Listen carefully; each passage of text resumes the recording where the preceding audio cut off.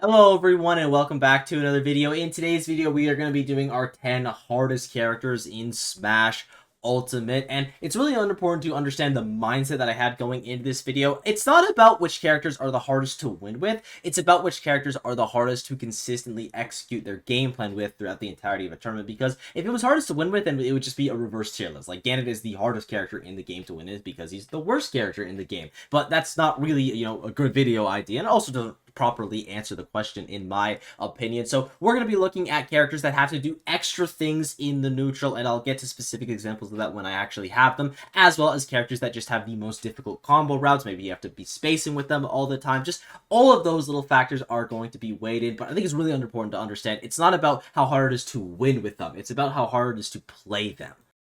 So majority of the characters are going to go in these two tiers right here, Mega Easy Mode, and these are the actual easy characters in this game, just straight up. These ones are not too difficult. Then you have Easy Mode, and this is going to range from medium difficulty characters to some characters that are quite difficult, like Sephiroth, for example. Sephiroth is very, very hard, but he's just not top 10 hard, so he's just going to go in this mode because I just didn't want to make distinctions between all the characters because I really only care about that top 10. So if you are curious about a character within these tiers and why I put them there, just leave a comment down below and I'll be sure to tell you. But we got to start off with our honorable mentions, and the first two are going to be Steve and Snake. And this is a really important thing because we are all looking at this through the lens of these characters are being played optimally, these characters are being played correctly, and if you were to play Snake and Steve correctly, they are top 10 difficulty characters, straight up. Steve has some of, if not the most difficult combo routes in the entire game with no impact lands, and the amount of micromanagement that you need to do with Snake, when I was talking about other factors in neutral, Snake is a character that you have to keep track of the C4, you have to keep track of your grenade timer, you have to keep track of the second grenade timer, then you also have very precise hitboxes that you have to use to convert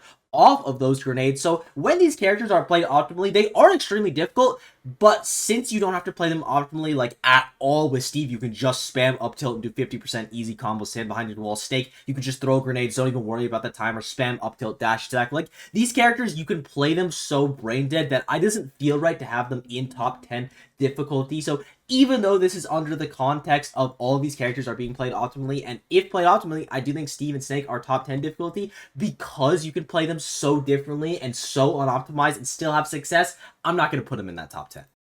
The next tier is combos are hard, being Bayo, Sheik, Sora, and Ice Climbers. This is a fairly self-explanatory tier. They're in here because their combos are hard. For Sora, his Nair Loop combos are extremely difficult. Outside of that, though, I do think the character is pretty easy. He's got a ton of kill confirms that are super free, but that one combo route, which is also his best combo route, is extremely difficult. For Ice Climbers, you're going to have decent combos just being very difficult for the character, but aside from that, pretty easy. You can literally just side B in neutral and you're going to be winning. And the final two are Sheik and Bayonetta, and these two characters I initially had in my top 10, but I ended up moving them out because they're two polar opposites of difficulty, because their combos are some of the hardest in the entire game. Sheik, for example, literally just has to do 2 moves for every 1 move that the other character does, so she just does double the amount of inputs because her combo routes are this longer, and that also means if you mess up in your combo routes, you're just going to be getting less damage. And I mean, obviously, but there's so many more opportunities to mess up in a Sheik combo route, and it hits so much harder when you do mess up because each hit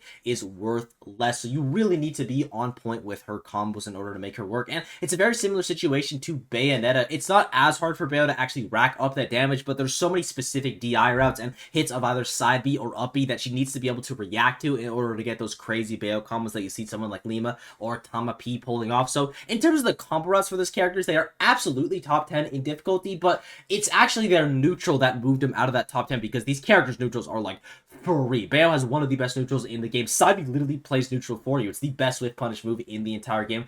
Probably, that is off the top of my head. And then you have Sheik, who's one of the best whiff punish characters in the entire game, whether it's with B reverse needles or you just want to be simple with a dash attack, with a down. So you can just be running around in the neutral. Your mobility is so good. So you have these characters with extremely difficult combo routes, but the rest of their game plan is fairly simple to execute. So because of that, I don't have them in the top 10. I do think that Bayo and Sheik are serious contenders for top 10 still, as are Sora and Ice Climbers, less so for those two characters, but specifically for Bayo and Sheik, it's going to be the really strong neutral that's keeping them out of that top 10.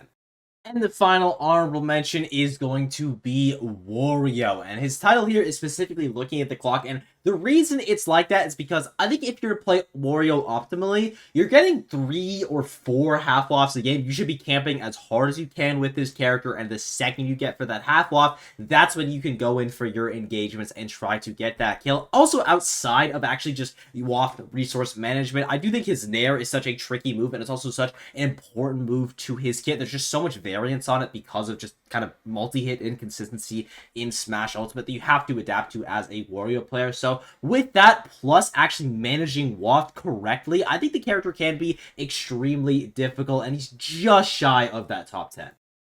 So let's get into this top 10 with our first character being Banjo and Kazooie. And I think Banjo's the only character in this top 10 that it's maybe a little bit difficult to tell, okay, is this character actually hard or is this character just bad? And I hold the opinion that he is fitting into both of those categories. First things first, he is going to have an item, and while it's one of the easiest items in the entire game to use, you can just immediately Z-catch it and then just throw it at your opponent like it's a rocket. It is still an extra element that you do have to consider, but moving on to the actual difficult stuff about him, I think he's got some pretty difficult conversions with the Breagle Blaster, whether it be just comboing people at low percents or actually confirming into that up tilt or tech chase at high percents. You see TG get a ton of value out of that, but I think it's something that is pretty difficult to get value out of, and also getting value out of your side Bs can be difficult because you only have 5 of them, and side B is effectively a free recovery. So you can use all 5 of them to get back to the stage, and while that's fine and dandy, you are going to then lose the best tech chasing move in the entire game, as well as just one of the best kill confirm moves in the entire game. It just hits like an absolute truck, and without that resource, Banjo definitely can struggle to kill, so it's just an extra thing to manage. Okay, do I want to side B here and get back to stage for free in order to actually just continue playing the game, or do I take that risk of, okay, I'm just going to try to recover, so then when I get back to the stage, I have side B as an option to take the stock. It's just another thing for Banjo to consider, and even outside of all of that stuff, Banjo's combos just take so long because of the low damage output of the character that normally you have to do them multiple times before you actually start seeing the opponent reach a kill percent. So between the low damage output, his main kill move being limited, and just difficult combos, I think Banjo definitely deserves to be in this top 10. Our 9th hardest character in the game is going to be Sonic, and he's almost solely in this top 10 because of his game plan. You gotta remember when I said at the start of the video, it's not how hard it is to win with a character, it's how hard it is to consistently execute their game plan throughout the entirety of a tournament, and Sonic's game plan is gonna be to time you out, if you didn't know that already, and he's very good at doing that, don't get me wrong, but because you're playing for the timeout, if you're playing optimally, your games are just going to be much longer than the average players. Like, let's say someone on average is playing 2-3 minutes a game. Sonic's going 4, 5, 6 minutes a game on average. You're playing double the amount of Smash, and while you are favored in a lot of those interactions, yes, it's just more opportunities for you to make a mistake, for you to make an error, and because of that, I think it can be difficult to make deep runs with Sonic. Again, if you are playing the character correctly, if you're just running down at your opponent, then I don't think he is too difficult, but to be fair to Sonic players, he does have some hard combo routes that people really don't give him credit for. Nothing crazy out of this world, but with the combination of how hard his game plan is to consistently execute and some of those more intricate combos, I think he's definitely a top 10 difficulty character.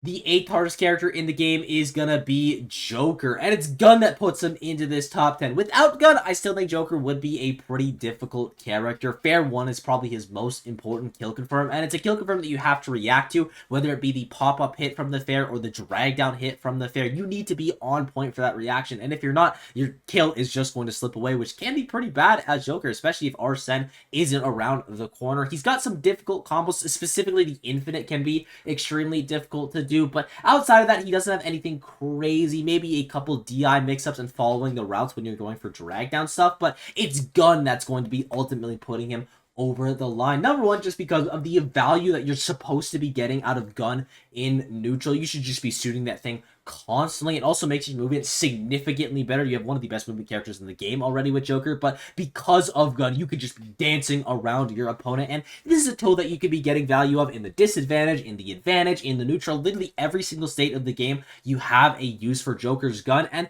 to end it all off, he has the hardest footstool out of shield in the entire game with Footstool Gun that also chains into itself. It's also the best footstool out of shield in the game by far, because as I literally just said, it chains into itself. So if Joker players start using using gun correctly, they're doing footstool gun, they're constantly using it in neutral, they're using it in the disadvantage, the advantage state, just pretty much always using it, then Joker is so hard. But just playing Joker normally, I do think the character is significantly easier, especially when Big Daddy Arsene is online. Our 7th hardest character in the game is going to be a Link, and there's one move that single-handedly puts him into this top 10, and that is going to be that Link down B. Without that, he'd be in the easy mode, maybe even in the mega easy mode, to be honest, because that Nair is like a one-button neutral tool. But let's talk about Bomb. There's a lot of different ways that you can get value out of this move for Link. The first way is going to be with his recovery. You can explode yourself against the side of the stage, do that reversal up B with Link that scoops the opponents from underneath. It's just really strong. The second thing that you're going to be able to do with it is just use it as a normal trap projectile. Leave it in roll range of the opponent, leave it on the platform to cover space, or just throw it at your opponent and immediately pop it so they have to worry about this big projectile. And the final thing that it is going to be used for is as a combo tool. You can get infinites with Z dropping bomb combos. You also are able to use it just as a normal confirm. You can Z drop bomb into explosion, into literally whatever you want if you are in the right position. Of course, that's obviously going to be a very specific scenario, but there's a lot of very specific scenarios with Link's Bomb. And even with all of these things considered, if this was all different moves for Link, then I probably still wouldn't have him in the top 10. But because Bomb is one move and you are forced as the Link player to choose what value you want to get out of it, that is the difficulty thing for me. You can have Bomb on the stage as a ledge trapping tool and still use it as a recovery tool. You can't use it as a combo tool and still get value out of it as a recovery tool. You have to pick how you are going to be getting the value out of Bomb in that specific moment, and you can't get the best of all worlds. Now, if played perfectly, then the Link player is going to be able to manage their Bomb well enough where they are going to be able to have it on stage, and then the second they get off stage, they pop it and they can use it for the recovery. But it's another thing that you have to consider. Okay, where is my Bomb? Can I use it to recover? Can I use it as a threat? Do I need to pluck another one? It's just that extra thing that you need to think about that makes what is a one-dimensional character in Link just narrowing over and over again one of the hardest in the game.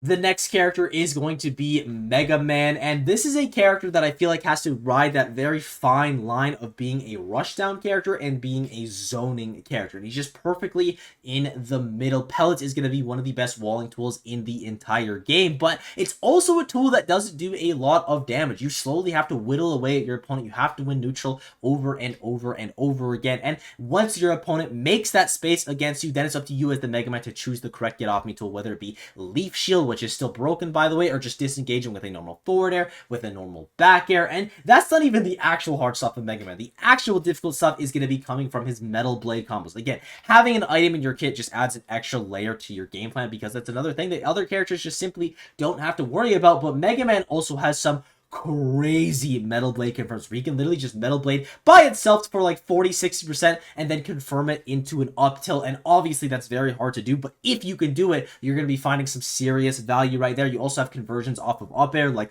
up air into forward air. I still have no idea how Mega Man players are able to get that, but they are able to get that. This might just be a situation where Mega Man is a very weird character. He's played very differently, so maybe I'm just viewing him as a lot harder than he actually is because I don't fully understand it. But I do think that Mega Man gameplay of just slowly whittling away your opponent at the mid-range, and then once they get up close and personal, making the most out of your boxing options is extremely difficult, and I respect all the Mega Man players for it. The 5th hardest character in the game is going to be Diddy Kong. And Diddy Kong is the character in this game that suffers the most from analysis paralysis, at least in my opinion. When you hit Banana with Diddy, you have so much time to do literally whatever you want. Anything in Diddy's kit is available after he hits Banana, but because of that, there is a correct option at certain percents after you hit Banana. Let's say your opponent's at 50%.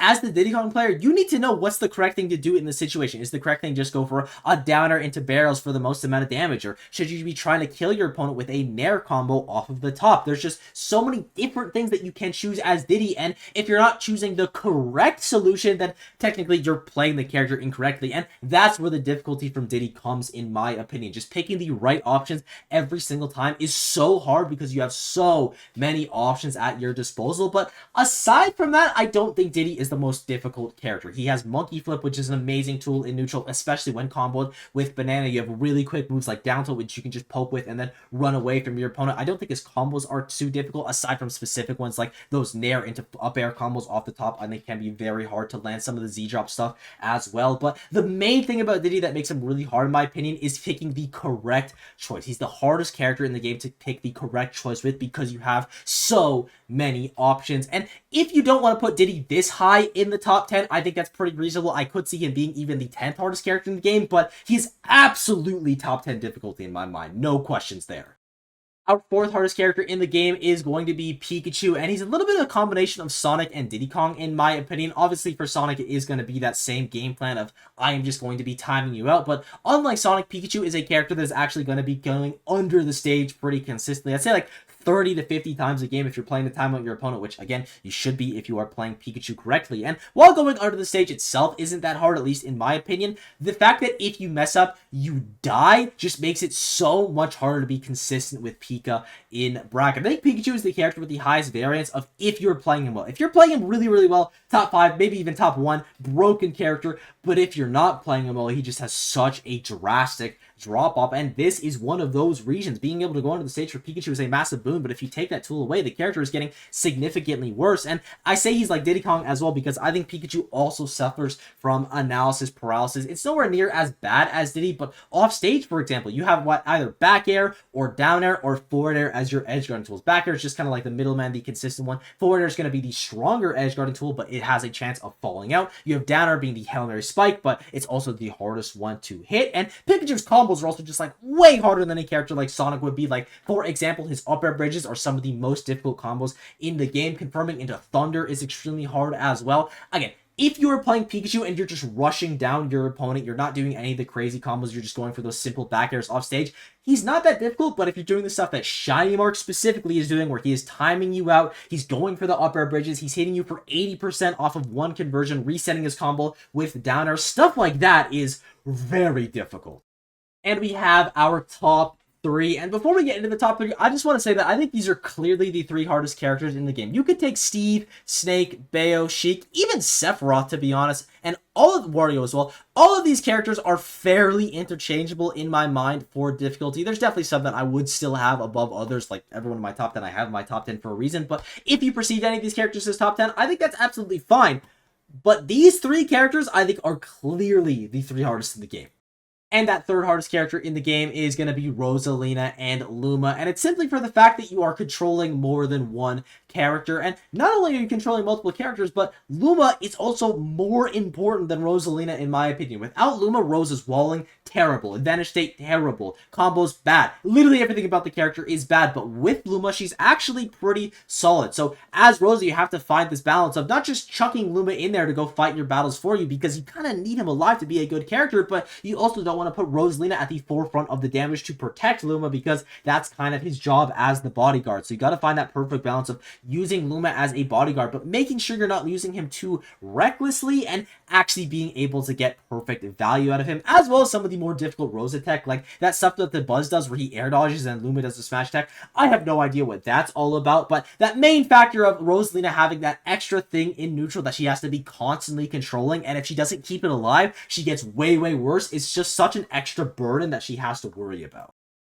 The second hardest character in the game is going to be Zero Suit Samus. And I also think that in order to play Zero Suit correctly, she is the most precise character in the game. Maybe Sephiroth would slightly steal that title from her, but Sephiroth also has a massive sword that ZSS definitely doesn't. And I also think ZSS has the worst damage output in the entire game. Now, maybe there's a super obvious character that I'm forgetting of, but you're not taking more than 40% off a ZSS conversion. And even that's only if she gets that juicy combo starter of up smash or nair into that percentage where she's able to get a couple up airs in a row. But for the most part, ZSS is getting her damage from just hitting you once and neutral and resetting the situation, or maybe getting 1 or 2 more hits after that because of her advantage state. She doesn't do a crazy amount of damage. You're just tit for tatting your opponent, and while your neutral is very good and you're favored in a lot of those are interactions that you still have to win over and over and over again. And it can also be pretty difficult for ZSS to get that kill because she can be pretty telegraphed. Everyone knows what you're looking for in that nair to flip kick at that 50% range. Everyone everyone knows you're looking for that down smash, that Zair into back air. You have to be smart, and more importantly, you have to be consistently outplaying your opponent with ZSS in order to make her work. Now, if you are correct, you're going to be winning that option pretty much every single time because ZSS has the tools to punish literally everything because of flip kick. She can cover perfectly every range,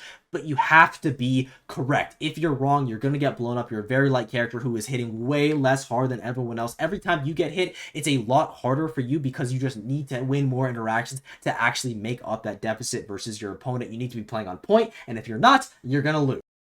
And that means the hardest character in the game is going to be Princess Peach. And to be honest with y'all, it was never really a question. I've always considered Peach as the hardest character in the game, and I will always consider her as the hardest character in the game. I think she's the hardest character in the game, both in terms of neutral, but also in terms of comboing. She has float cancel combos, which for me personally are impossible, but for most people, they're some of the hardest combos in the entire game, as well as Z-drop combos, where you just throw the item into your opponent over and over and over again, and then end it with a side B. Those aren't as difficult as they may seem, but they're definitely way more difficult than most combo characters in this game. And then we get to the neutral, and that's like the actual part about the character that is extremely difficult. Peach is the best microspacing character in the game because of float, but because of that, you are constantly microspacing in neutral. You're just floating in and out of your opponent's burst range, especially when you consider the fact that Peach's mobility is garbage. She doesn't really have a choice other than to whiff punish her opponent. If you want to have success with Peach, you need to be playing perfectly outside of their range and just coming in with a crazy combo for 80% or killing them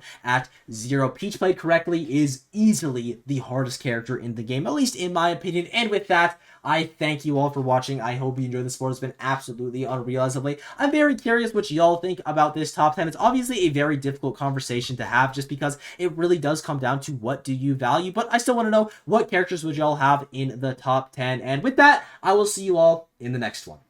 Bye-bye.